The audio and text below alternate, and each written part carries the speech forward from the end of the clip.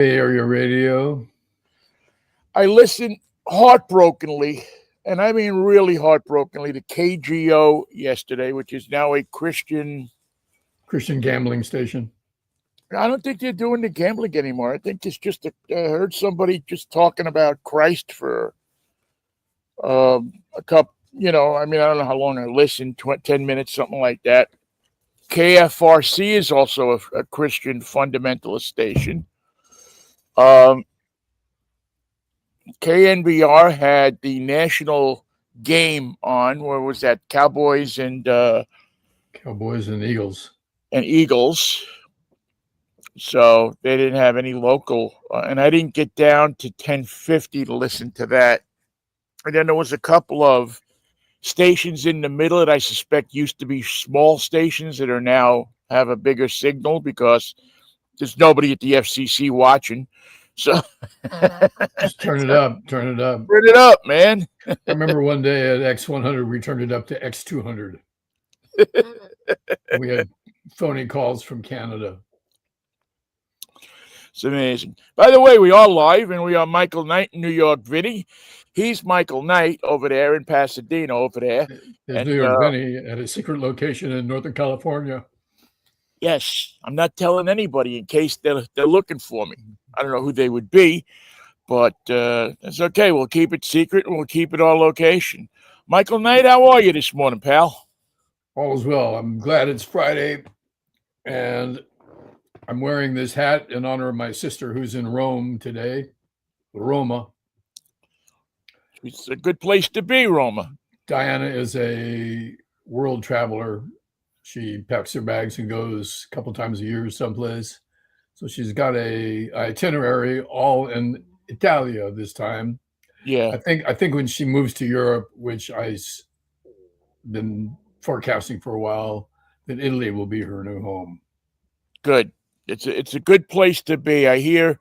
Well, it's interesting because I hear good and bad about moving to Italy.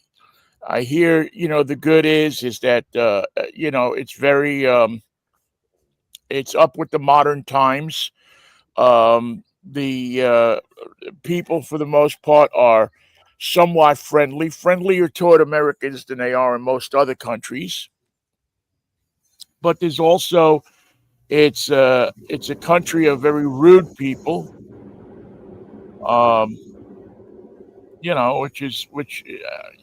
This is a country of very rude people, and a country where they look at you differently if you are if you don't speak Italian. They don't come out and say it.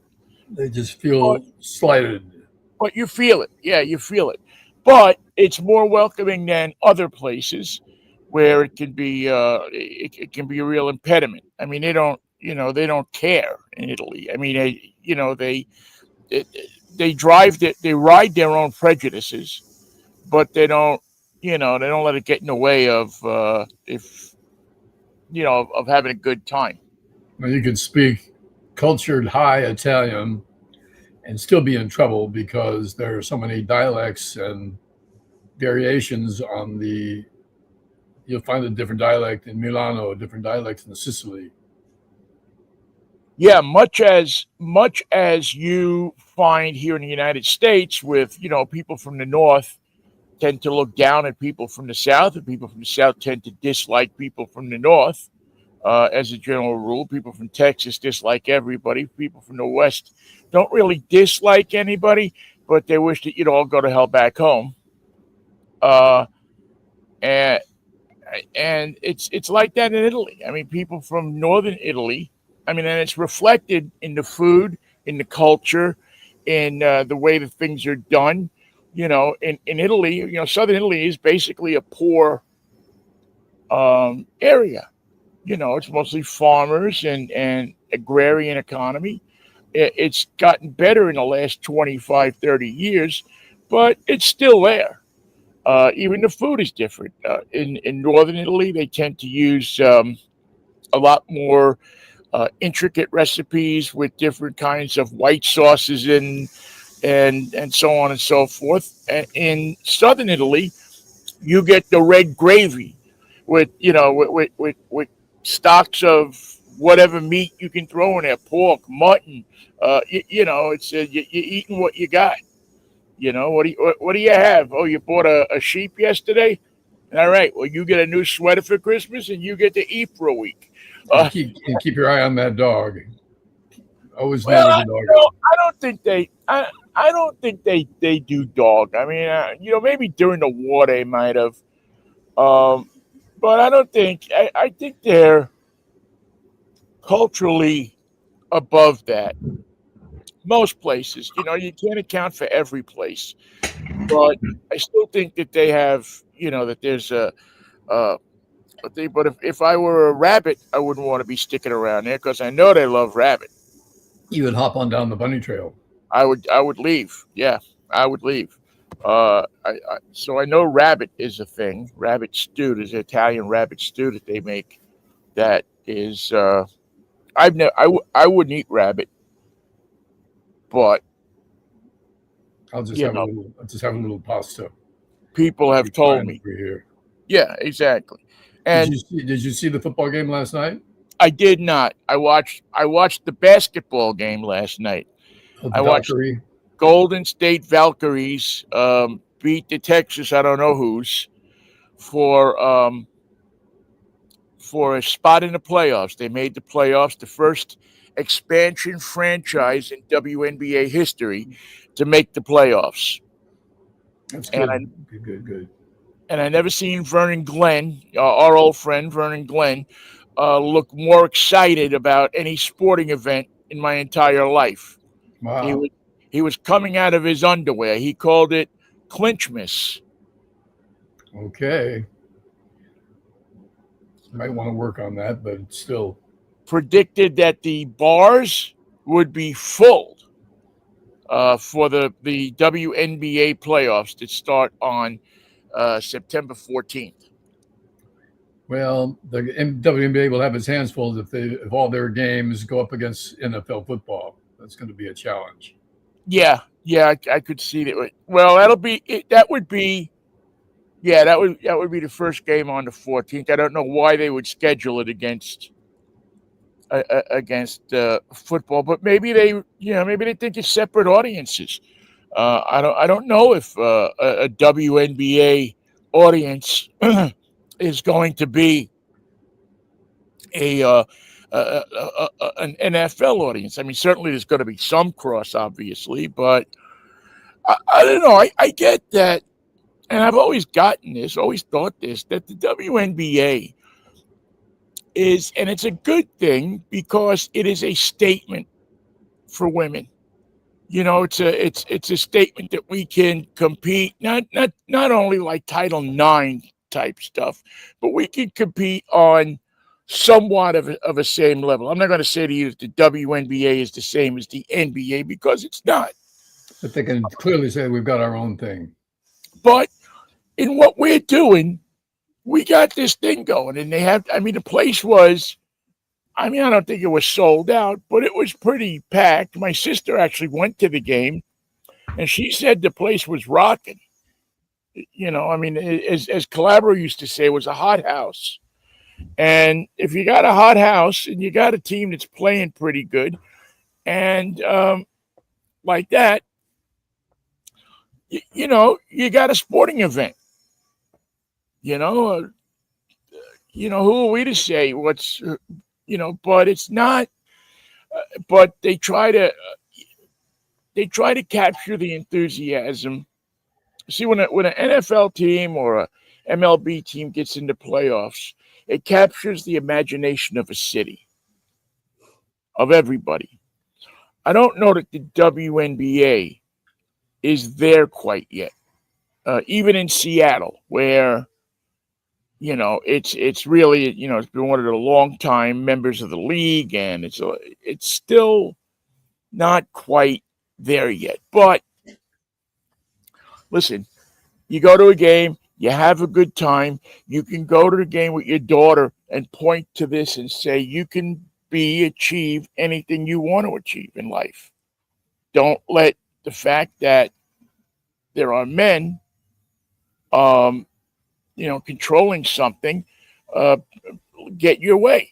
Keep busting your ass. Keep busting your hump, and you'll get, good things can happen. And in that, I think it's a valuable lesson. And you know what? It's fun basketball. I mean, they play the old style of basketball. It's not grab it and slam dunk, grab it and slam dunk, grab it and slam dunk, knock somebody down.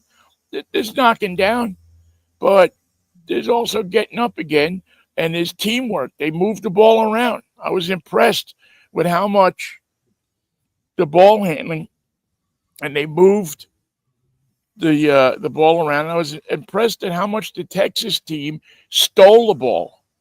How they played kind of a stifling defense. It wasn't quite the Kloppenberg system, but they were. Thou shalt not steal was not in their vocabulary. I didn't check the standings today. Speaking of opportunities coming to teams that keep at it, the Mets and the Giants are both in the wild card chase now. I think about 4 games back. The Giants have been hitting home runs at a remarkable rate, setting a team record, not a local record, not a San Francisco record, but a New York and San Francisco Giants all-time team record for most home runs in consecutive games. And the fact that this team has put together something that Mays, McCovey, and Cepeda couldn't put together is pretty interesting to consider. But I don't want to get too excited because 4 games back in the wild card race can be a long way. And the Giants didn't play yesterday, so I don't know what the outcome of that off day was in terms of San Diego and the Dodgers. Well, the Mets are close too. Yeah, Dodgers got beat by the Pirates. Skeens pitched a gem. I mean, he's unbelievable. Pirates took names and numbers with the Dodgers this series. Yeah, they swept them, and I don't know if that's because the Pirates are so good, or the Dodgers have just took the Pirates for granted, which I think happens to the Pirates sometimes. Yeah. The teams kind of take them for granted. But I'm glad. I'm glad that they went and they beat the Dodgers 4 games. 3 games, I think it was actually. It's because it gives. Listen, if you're a Pirate fan, that's what you got to hang on to this season. That's your playoffs. Yeah. You beat them 4 games or 3 games, and there's just a good feeling among Pirate fans in a season once again that doesn't have a lot of good feeling in it. In an era that doesn't have a lot of good feeling in it. And I just wonder when at some point this guy is going to get sick of this, and I don't think he is anytime soon, but Bob Nutting, the owner of the team, is going to get sick of it and sell the team to somebody who will, empty out their bank account to bring somebody, to bring some players in. We're seeing more and more professional athletes buy a stake in a team, buy a management stake, an ownership stake. And I think that's good for the future of team ownership to get some athletes in there, because I think you'd have a harder time selling the fact to your partner who's a professional or an ex-professional that your decision to not have a pitching staff this year and just bring up the AAA boys and get rid of all your starters is not the best decision to make, and has to pass scrutiny with the rest of the owners before you pull the plug on something stupid like weakening your team. Well, it's just so frustrating, Michael, that when a team just that the owner it's a business. He's not going to sink the kind of money into the franchise that it needs to go out and sign players. He's basically growing players to signing and growing players for other franchises. It really kind of gets to you after a while, and I can understand how fans can get so frustrated because, and especially after, the 4 years that I was doing the games, doing the broadcasts, we were close. We were a good, probably a good quality frontline free agent away, a guy with a bat from winning. At least something. Maybe not the World Series, but maybe getting to the NL Championship Series or getting to something more than just the first round. And it's so frustrating because there were players available and the fans who are some of the loyalist fans in baseball, some of the really, really, not going to thank his lucky stars because they'd run his ass out of New York or LA or Chicago or any of the, most of these big cities. Right, major markets. But, the people in Pittsburgh have become so accustomed to losing that, if they could get to 500, they're feeling good, which should never be the standard. It should be the standard for a year. If you're really bad and you get to 500, then you go on to, do better. You make improvements to your team. You can understand that.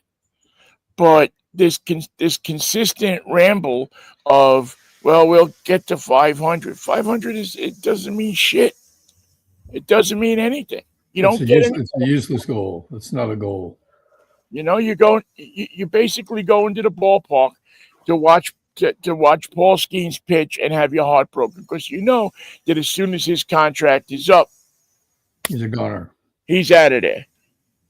Just like many of the other players that they've developed and have become. Charlie Morton, was a guy that that was player-wise a perfect fit for Pittsburgh, but Pittsburgh didn't want to pony up the money.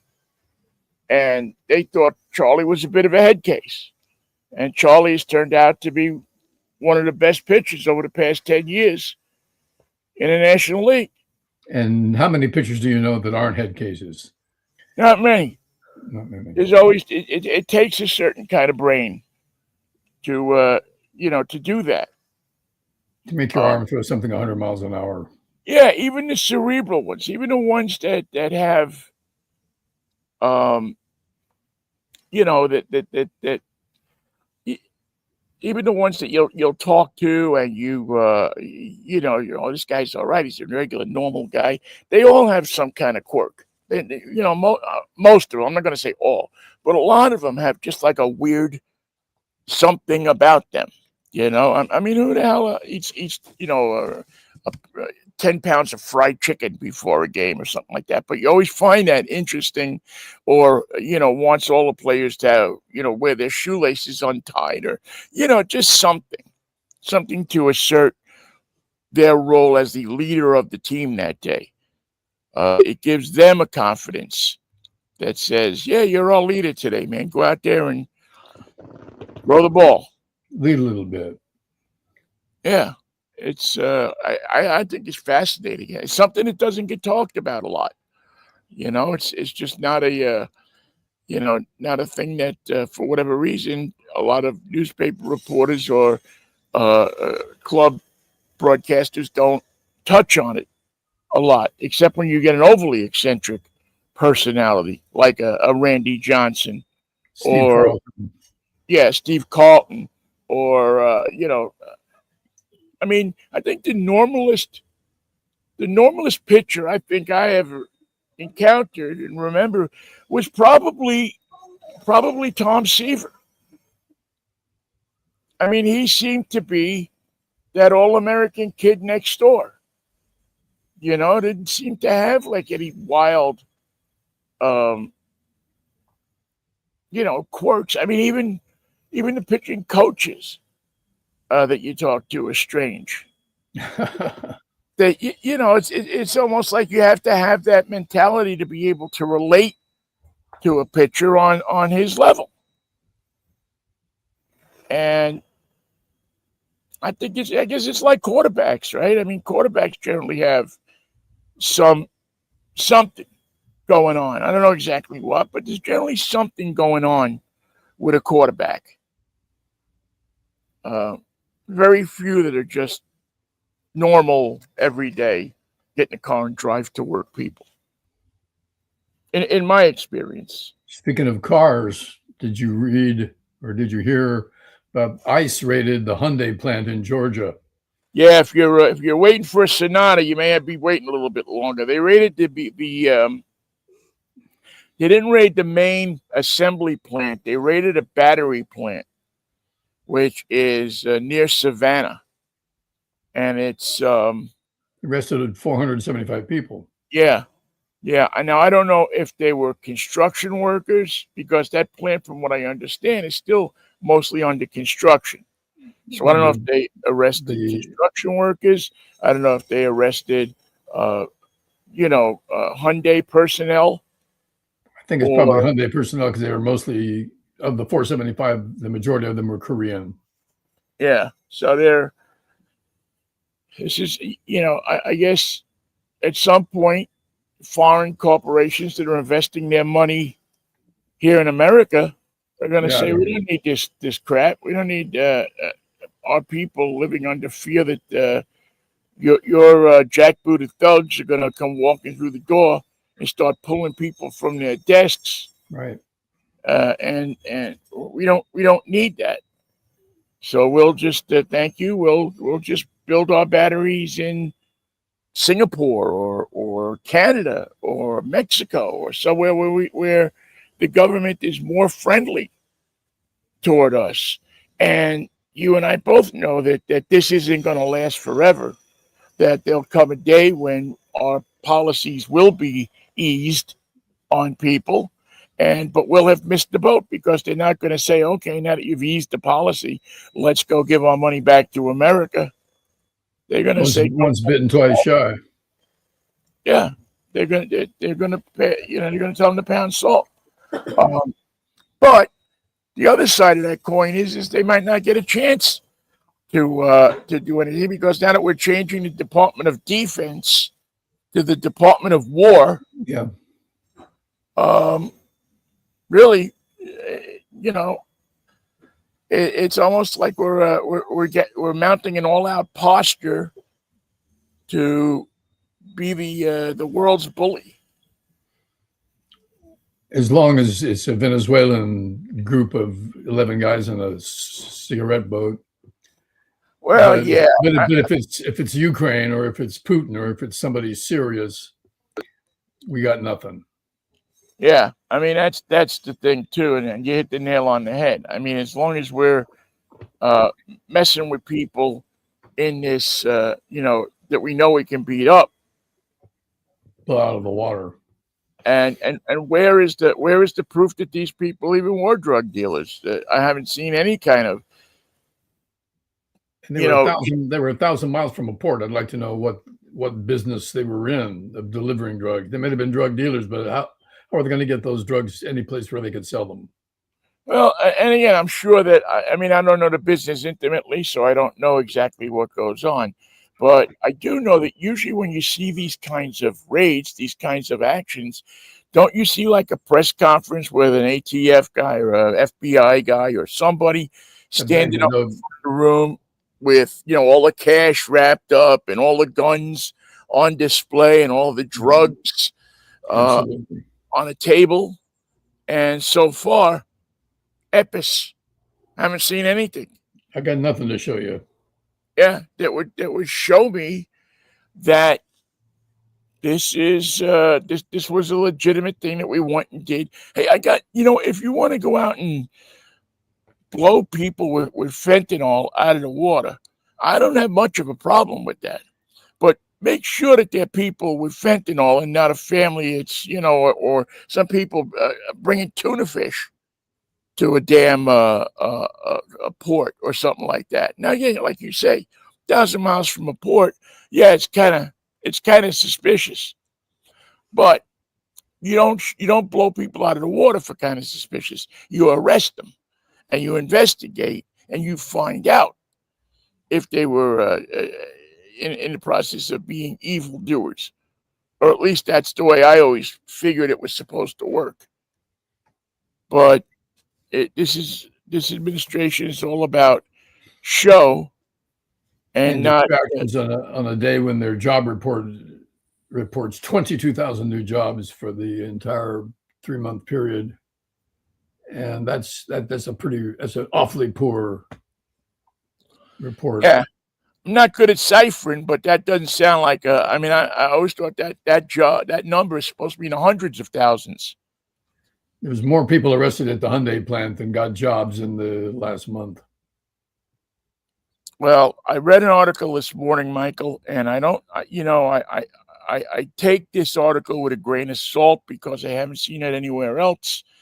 But it was interesting enough and well written enough to catch my attention, and it was that Marjorie Taylor Greene is now defecting from the Trump camp. Yes. That she is telling him that the MAGA people are not happy with him, that there's a fracture in the fracas, as one might say. So I don't know where that's going to lead. I mean, I don't think she's going to, turn Democratic anytime soon, nor would they want her or have her. But I think, it's only personal opinion, I think Trump may be getting a little past himself and thinking, well, I don't have nothing to lose. I don't have anything to lose. They all got to listen to me, or we're going to do them harm. Blow them out of the water. Yeah, and that never works out right. Ask anybody who's done it. There seems to be people that come up with a problem with that kind of stuff. I don't know. Waiting for any kind of a pushback from the National Guard, the Pentagon, the people who are extending their good name and reputation to do his bidding. It's got to have a blowback. Well, yeah, and that presents again a problem, because now you have the military who is faced with the prospect of disobeying an order from the commander-in-chief, and that's sticky territory in my book. I mean, as much as we don't like this guy, that's really sticky territory, because that kind of it kind of goes against what we believe in, right? That you're supposed to, whether you're right or wrong, you're supposed to follow the orders of the commander-in-chief. Yeah. And so now you open up another can of worms, which, as you said many years ago, when this ends, it's not going to end pretty. And I don't know what the ultimate end of this, but I could see that happening, Michael. I could see some general or some commander somewhere saying, no, I'm not going to shoot at citizens of the United States. I'm not going to arrest people summarily because you want me to. I'm not going to I'm not going to do what you want me to do, because it is illegal. In any common sense iteration you can come up with, it's illegal. So come up with another plan, or fire me, or and then you know what's going to happen. Court martial, and you're going to it'll further divide a nation that still has not come closer together, but in my opinion, become farther apart. There'll be constitutional troops, and then there'll be Trump troops. Trump troops will have different uniforms, and they'll have different insignias, and they'll have different patches and different Jeeps. They'll be driving Tesla tanks, and will show up unannounced at birthday parties and processing plants and God knows what else. They burst into flames, by the way, those tanks. They do have some problems, but we're working on them. But we're working on them. I was just I was watching something about what was it? They're self-driving tanks. Yeah, well, kind of. It was Porsche, and you know how he was building tanks for the German army, and how that he got, he anything that he wanted to do because Hitler liked him so much that Hitler gave him carte blanche.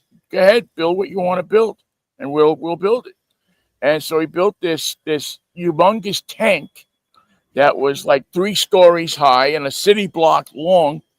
And when they unloaded the thing to test it, it actually sunk into the mud that they tested it, and they had to get another tank to pull it out. But it was a colossal failure on its first run,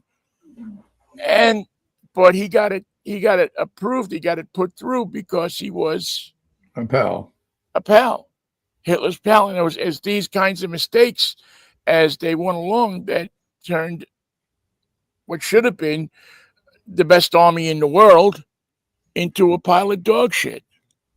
That wasn't equipped properly for weather condition, wasn't equipped properly for the conditions that they were fighting in, didn't have the right direction, didn't have the right commanders that were, trying to get them, even where they were trying to go on the Eastern Front. Send them to the Russian front in winter with no coats. Yeah. I mean, how do you figure that? We'll be out of there in 3 months. They won't need codes. They won't need codes. We'll be out of there by Thanksgiving. Yeah, how'd that work out for you there, Adolf? It was all over. But again, when you get drunk with power, when you get that, I'm invincible. I've had a couple of good shows here, so I'll be okay. I know what I'm doing. I'm the king. I'm the best tactician in the world. None of these generals know anything. Right now, both Putin and Trump are on the same track. They're just courting their own disaster. Yeah. Except Putin. Now, I don't know internally, but Putin to his people, I don't think sounds as crazy as Trump does to his people. I mean, I think that Trump sounds at times verifiably nuts. He's got to keep weird people in positions of power like Kennedy and Marta Rubio and Hesketh in the Pentagon. Yeah, all the people that he has to have there to keep this thing working. They got to be crazy too. Well, some of them seem to be. I mean, I'm looking at Hesketh, and he doesn't look like somebody I would trust. I mean, I wouldn't trust him with a carry permit. Never mind the Pentagon. He's a mess. And boy, RFK Jr., man, he looks worse off than he's ever looked.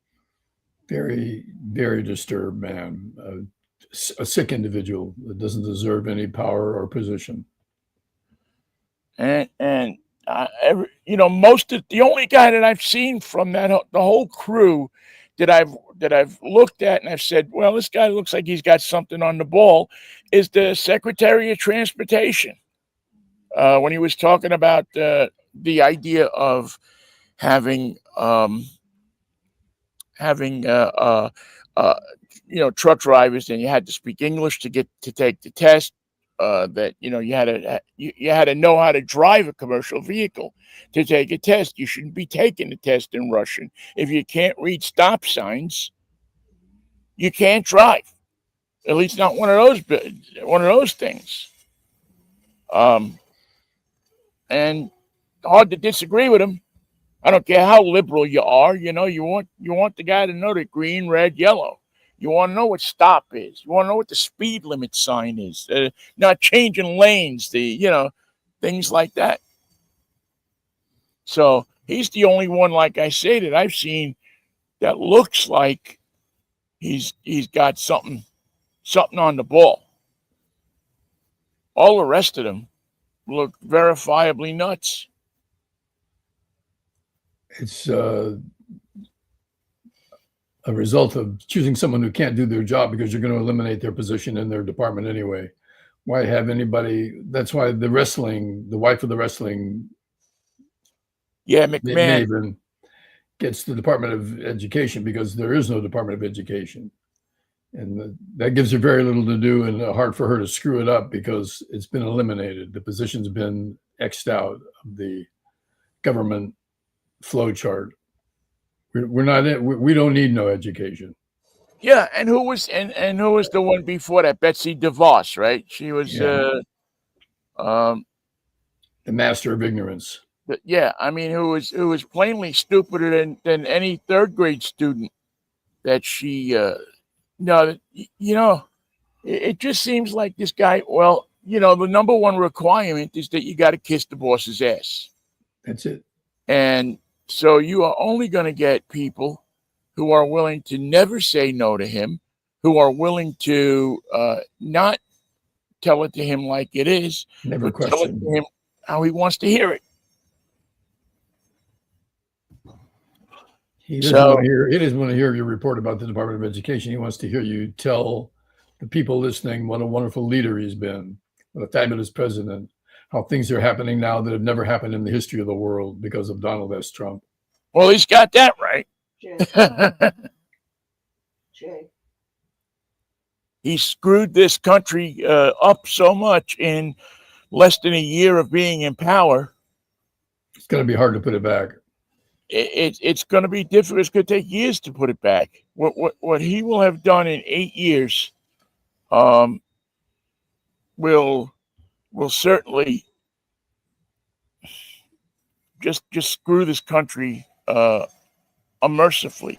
But listen, be happy, Michael, because Mitch McConnell came out yesterday and said that he fears for America. He fears that Trump may be a disaster that this country has never seen before, and and he knows that's true. And he knows it's true, and he knows that when he had the chance to stop it, he didn't lift a finger. Not a finger. He made it easier. He made it impossible to stop him and easier for him to run wild. Yeah. So he's the first one that should burn in hell. He's the first one that should get tortured. Use him as kindling to get the fire started. What fire would start with him? He couldn't get enough heat between his legs to. You could pump stuff Viagra down his mouth all day long, and you'd get nothing. Bupkis.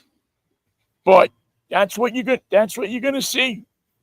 Michael, you know this as well as I do. We're going to see that as these people leave the administration, anybody that stayed there longer than a week or 10 days or 2 weeks or whatever are going to say how they knew that this was coming. Look at Barr. Look at Bolton. I mean, look at those. All of these guys, these stormtroopers, they all knew it was coming. They all knew it was bad. They all knew that the country was in danger. But what did they do? They played along. They didn't lift a finger. They didn't lift a finger. What cowards. It's a party of deflection and cowardice and ignorance. Ignorance above all uses an example of what America should be. Be ignorant first and then work your way up. It's heartbreaking. It really is. And tomorrow's Saturday. Yo, Vinnie, what are you driving? Yes, what am I driving? Well, I'm still driving that same old Mazda that I've been driving up and down the coast of California, and that's CX-4000. The CX-50. And as I've said in my postings on the internet, I think it's a great trip car, road car. It has a few little things that aren't so great with it. The main one being the entertainment system. Mazda, please Bring your entertainment system into the 21st century. Go for touch screens. Go, stop with the dial and the whole thing And the buttons. and the buttons. Get it. Well, you don't mind the buttons if they're redundant, but the way it's set up, it's too many steps to get to where you want to go. So if my only complaint with this car, it has great power, it drives like a champ, it has acceleration. I mean, 240 something horsepower, 250 with a turbo. I mean, the car goes when you want it to go. It goes. It stops beautifully. I mean, the mechanical operation of this car is and the feel of driving that you get with this car, where it feels like it's hugging the road. It gives you a feeling of it going where you want the car to go. Not sometimes you get in these station wagons, especially, or SUVs, and they feel a little soft. They feel like the steering is not exactly responsive. The braking takes a little long. It's soft. It's mushy sometimes. This car has none of that. This car is built. Mazda says, and they are correct when they say that they build a car that has a lot of sports car DNA in it. That they put a lot of that Miata into that car, and mechanically wise, they do. And I applaud them for it because they found that secret sauce that doesn't make driving the car on a long trip boring.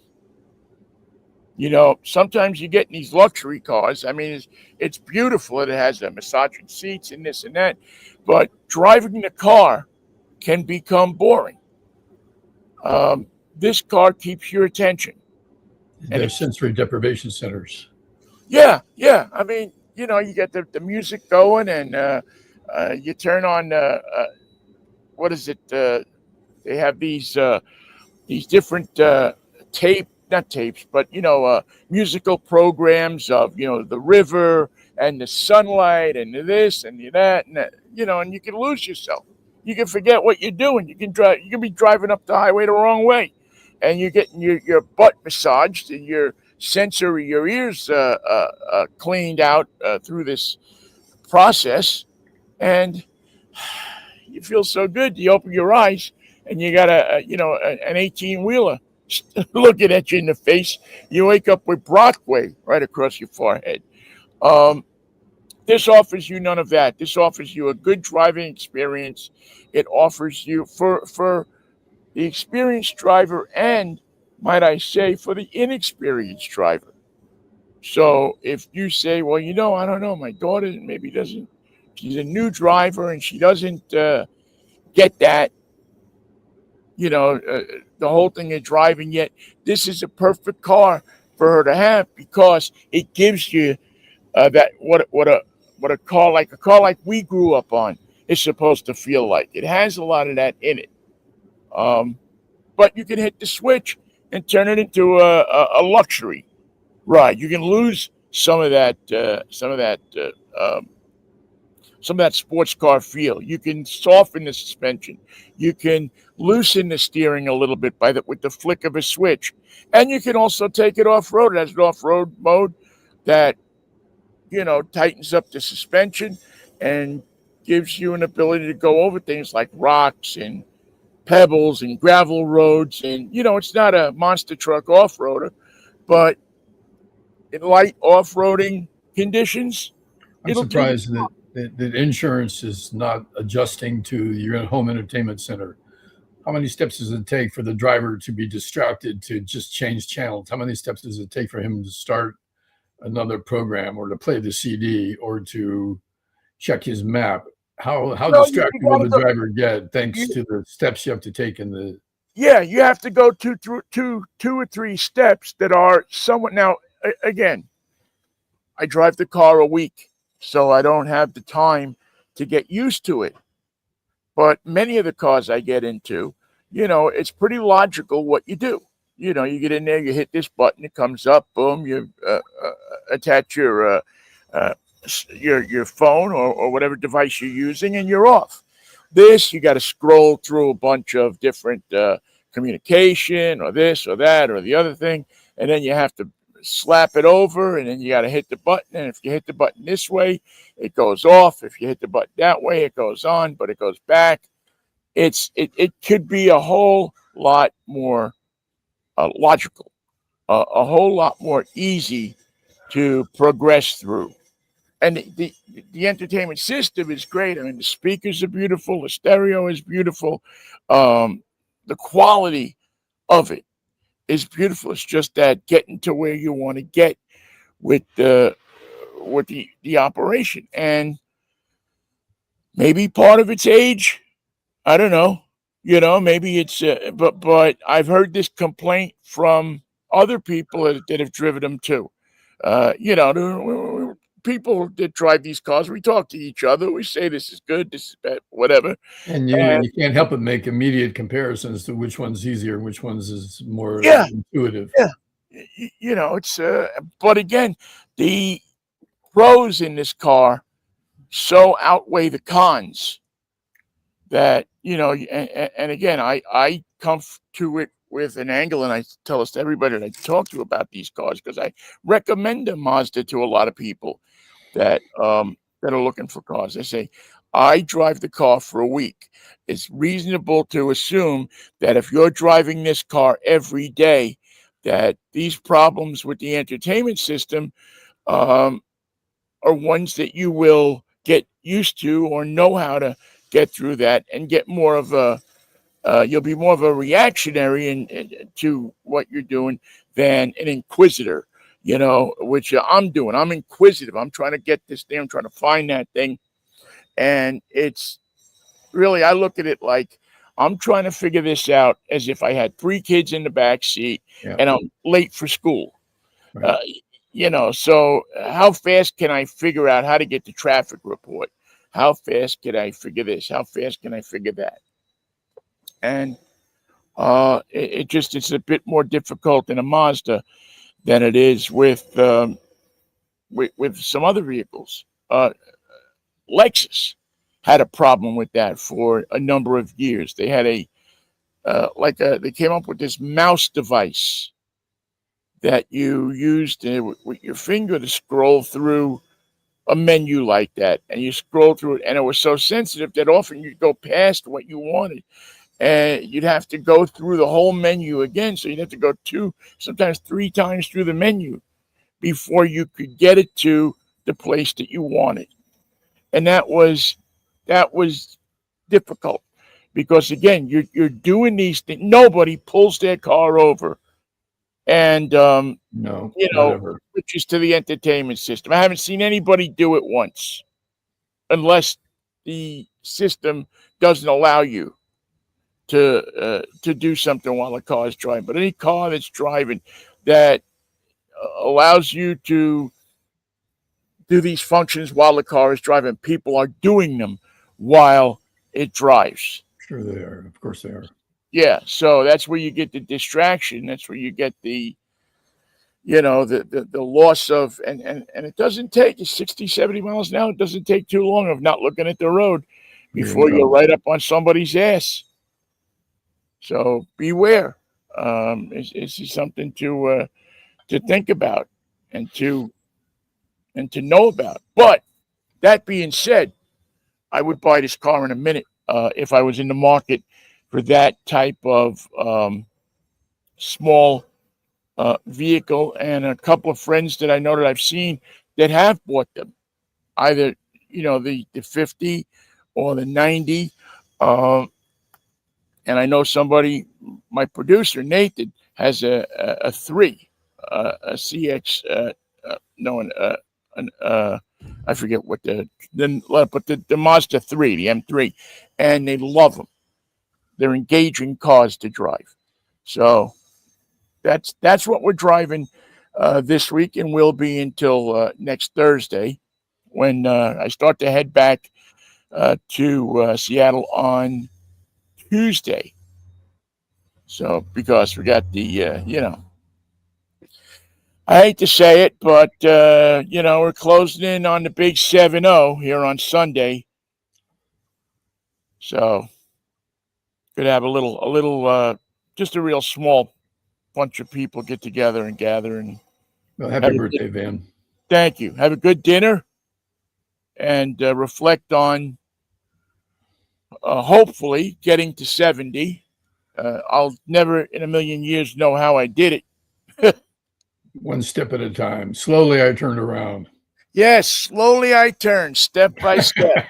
It should be the theme for the day because that's exactly what it was or what it is. It's I don't know how I got here, but I can't tell you how damn glad with all the good things that happened and all the bad things that happened. I'm still glad that I got here. I wouldn't trade it for the world. Well, we wouldn't trade you for the world, so there you go. It's been a blessed life, man. Although I would trade you to the Packers for a lineman. You would? Sure. And you trade me for the 49ers or for the Seahawks or? Just I'm getting you off the Cowboys. I'm doing you a favor. Yeah. Yeah. Well, this way I won't get spit on. I don't want to get spit on. Well, as it turned out, that was NBC did a great job, but it took them 3/4 of the game to find the tape of Dak Prescott starting the whole thing by spitting at Jalen. The guy. Jalen Carson, the big lineman. He did not start it. He foolishly responded, but it was Dak Prescott that started the spitting. When did we get to a point in America where we started where people over the age of 10, we're millionaires over the age of 10. These are millionaires. Started spitting at people. I mean, I know they do that in other countries. I know they do that as a supreme insult to people. But when did professional men on television who get paid millions of dollars to be on television before the game, they have them run a play? Yeah. When did we get there? And is that what the future holds? Is that now going to be like what is it? They do the thing with they throw the shoe in Latin countries. Well, I think what we're going to see is the league is going to have to take a step here, and shut this down with damaging fines. But let's get it right. It wasn't one guy that started this. It was the quarterback, Dak Prescott. Right. It was a Cowboy who started this mess. Right. It's and the referees, of course, didn't see that, standing right there. Yeah. Well, you certainly don't want to incur the wrath of Jerry Jones. Or anything from Jerry Jones. You don't want him to have your address. Yeah, who's a spitter himself, might I say. I've been close enough to be able to tell you that when the guy talks, he's spitting all over the place.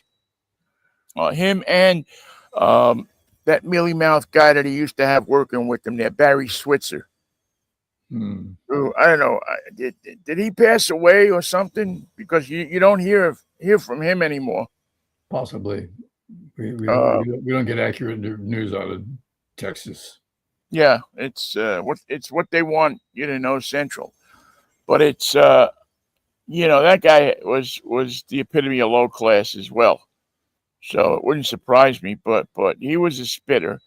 When you would talk to him, it was is that what you call a natural spitter? Some pitchers have a natural splitter. He's a natural spitter. Understood. Yeah, no. As a matter of fact, not many people know this, but he's a 1965 natural spitting champion of Slovakia. Not Oklahoma? No. Spolpaki, excuse me, not Slovakia. Spolpakia. I'm sorry, Slovakia. I made a mistake. It's Spolpakia. You never want to mix those two up. No, you don't want to mix Spolpakia with anything. because they have a Department of War, and you don't want to meet them. And they're busy warring. They're busy with their war. As much as they can. How much do you think it's going to cost just to change the stationery? From the department, like everybody's, got them little notepads with that. Remember, we used to have them at the city, 98.9 FM, and on the corner would be Michael Knight, From the desk of. Yeah, from the desk of. How much do you think it's going to cost them just to change all of the stationery and the business cards over from Department of Defense to Department of War? Can't they just X one out and write it in? They could have Mario. Mario could do that, and he's off hours. He's not busy all day long with the job he's got. Oh, you mean Marco? Marco Rubio, right? Yeah. Yeah. Well, they're gonna have Eric Adams up there as the I don't even know what job they're gonna give him. Stinky. But they're pulling him out of the race to be something to somewhere. I saw one report that said ambassador to Saudi Arabia. Good luck. Yeah. They'll find him in a box somewhere getting carted out of The there. religious police with their big horsehair whips will take care of him. Yeah. But so I don't know. Maybe he could be the guy who sits in the room in the White House. We're gonna. Here's your desk. Here's your here's a pen. And here is 2,685 boxes of stationery. You can convert them, please. Yeah, and please have it done by Monday. But what I would just check do his it. handwriting. Yeah.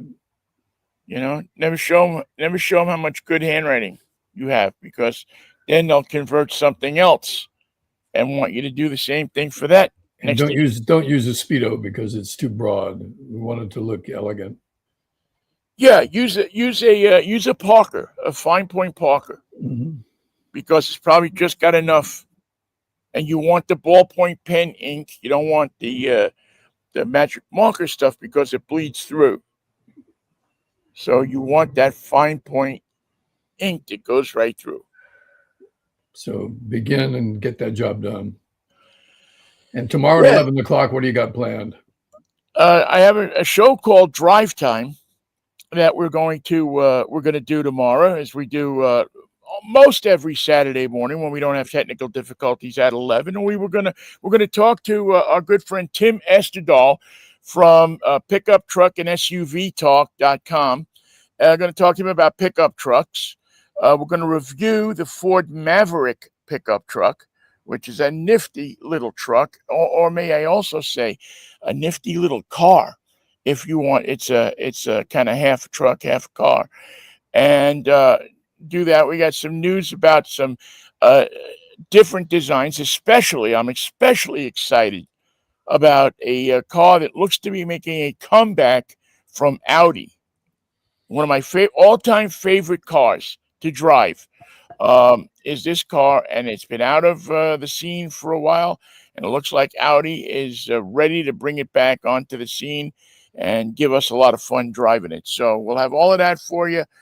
And the interview with Estedal is really, really good. You'll learn a lot about, not just, this guy is really smart when it comes to pickup trucks and stuff. You'll learn a lot about the tariffs, learn a lot about, because we are going into that final month for EVs. If you don't buy an EV this month, it's going to cost you, if you're in the market for a car, $7,500 to plus state incentives and all that. So it's definitely worth listening to the show if you are in line or thinking about buying an SUV, an EV as well, whether it be a car or an SUV. We'll have some tips on what you should look at, and some of the vehicles that I think will be easy marks to be had if you're looking for an electric vehicle. And I'll tell you, one of them is a very cute little Italian car.